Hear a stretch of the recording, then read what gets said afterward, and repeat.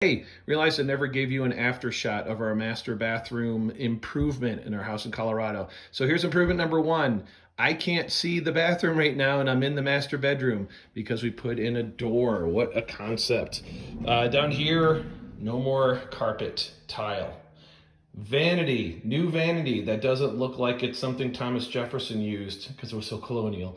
And the sinks no longer look like curtains and they're much easier to clean. No more popcorn ceilings, just orange peel to match the rest of the house. And look, the coupe de Gracie. No more angle in here. Okay, a slight angle, which we had to do in order to get this tub to fit. But the tub, as I pointed out before, is going that way. And seriously, it feels like we doubled the amount of space in this bathroom. So here's the shower, which is, I mean, it's probably more than double the size.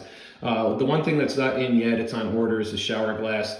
So in front here, there'll be a glass shower door, and then here there'll be a glass wall that will go that way.